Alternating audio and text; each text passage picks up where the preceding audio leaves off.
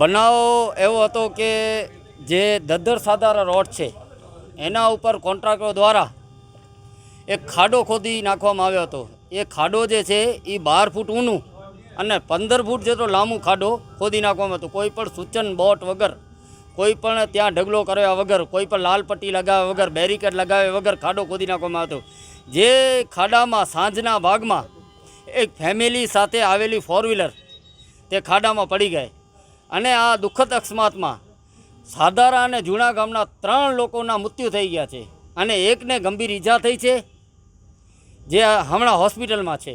આવી મોટી બેદરકારી થયા બાદ પણ અફસોસની વાત એ છે કે વહીવટતંત્ર ત્યાંના કોન્ટ્રાક્ટરોને બચાવી રહી છે અને વહીવટતંત્રે એક એફઆઈઆર ફાડી છે. એ એફઆઈઆર શર્મજનક છે. હકીકતમાં હું કહું છું, આ એફઆઈઆર કચ્છ વહીવટતંત્ર અને ખાવડા પોલીસ માટે શર્મજનક છે. કેમ કે તેમાં 105 કલમ હેઠળ એ લોકો ઉપર ગુનો દાખલ કરવામાં આવ્યો છે, જે એવી કલમ છે જેનાથી આસાનીથી જામીન મળી જાય. એટલે એનું મતલબ એ થયો કે ખુલ્લેઆમ પોલીસ આવી ગંભીર ગુનાના આરોપીઓને બચાવવાની કોશિશ કરી રહી છે. આ મારો આરોપ નથી, આ એફઆઈઆરમાં જે કલમ છે એની વાત કરું છું.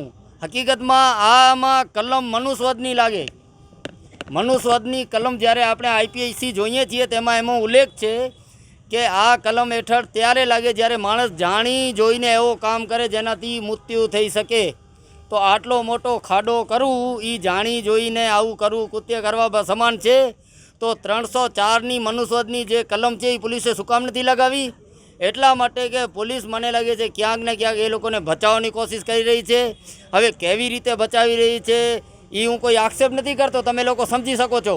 પણ મારી સ્પષ્ટ માંગ છે ગામજનો વતી અને સમસ્ત મુસ્લિમ સમાજ વતી પણ કે જો આ લોકોને બચાવવામાં આવશે તો હજી 15 દિવસના અંદર આ ભુજ શહેરના અંદર અમે પૂરા કચ્છના લોકોને ઊભા રાખી દેશું. એટલે વહીવટતંત્ર તાત્કાલિક આ એફઆઈઆરમાં કલમ 304નો ઉમેરો કરે. નકા 15 દિવસના અંદર ભીડ ગેટથી કલેક્ટર ઓફિસ સુધી એક મહારેલીનું આયોજન કરશું, જેને તમે રોકી નહીં શકો. જી બિલકુલ, જેવી રીતના મોહસિનભાઈએ વાત કરી જે બનાવની આખી, તો એ બનાવમાં કરુણ ઘટના છે, સાથે આક્રોશ પણ છે. કારણ કે કોઈકના લીધે, કોઈકની બેદરકારીના લીધે કોઈકના જીવ ગયા છે. તો જેવી રીતના હર્ડિંગ કાર્ડ બન્યું હતું ગુજરાતમાં, રાજકોટમાં ગેમ ઝોનમાં ઘટના બની હતી, જેમ મોરબીમાં ઘટના બની, તેવી રીતના એક ઘટના છે.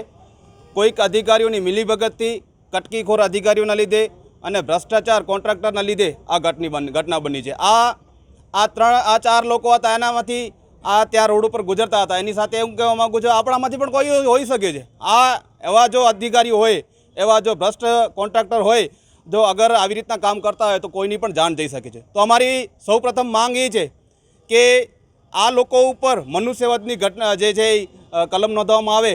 પણ અફસોસની વાત છે, શરમની વાત છે, જ્યાં તમામ સમાજના લોકો, તમામ ધર્મના લોકો એમ કહી રહ્યા છે કે આ ઘટના જે છે એ ક્યાં ને ક્યાં કોઈકને બચાવવાનો પ્રયાસ કરી રહી છે. તો પોલીસને શરમ આવી જોઈએ કે ઇન્સાનિયત ક્યાં તમારામાં મરી ગઈ છે. કારણ કે કોઈકના ઘર વિખાઈ ગયા છે, 3 પરિવારોમાંથી અલગ અલગ લોકો મૃત્યુ પામ્યા છે કોઈકના લીધે. તો તમે હજી પણ કેમ ઢાંક પીછોડ કરવા માંગી રહ્યા છો? કેમ કોઈને બચાવવાનો પ્રયાસ કરી રહ્યા છો? તેનામાં સખ્તના સખ્ત કાર્યવાહી કરવામાં આવે.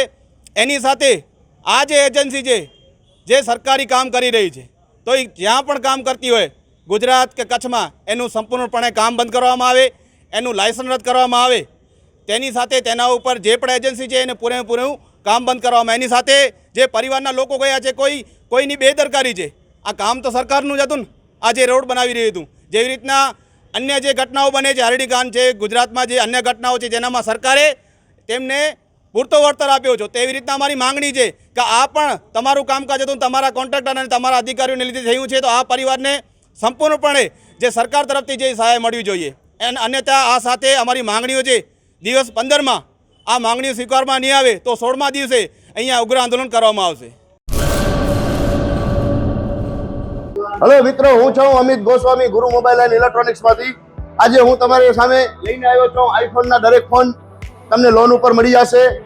સેમસંગના અલ્ટ્રા સિરીઝ પણ તમને લોન ઉપર મળી જશે અને એના સિવાય બ્રાન્ડ કોઈ પણ કંપનીના હશે એનામાં પણ લોન થઈ જશે અને દરેક ફાઇનાન્સ આપણી પાસે ઉપલબ્ધ છે. હું આનંદ ગોસ્વામી, ગુરુ મોબાઈલ એન્ડ ઇલેક્ટ્રોનિક્સ. અમારે ત્યાં તમને પ્રીમિયમ સિરીઝના હેન્ડસેટ, આઈફોનના, સેમસંગ, વનપ્લસ, વિવો, ઓપ્પો, દરેક કંપનીના મોબાઈલ તમને લોન પર મળી રહેશે. સારું સિબિલ ધરાવતા લોકો માટે 0 ડાઉન પેમેન્ટ પણ છે. અને સાથે સાથે મિત્રો ઇલેક્ટ્રોનિક્સની આઇટમ પણ દરેક 0 ડાઉન પેમેન્ટમાં પણ થઈ જશે.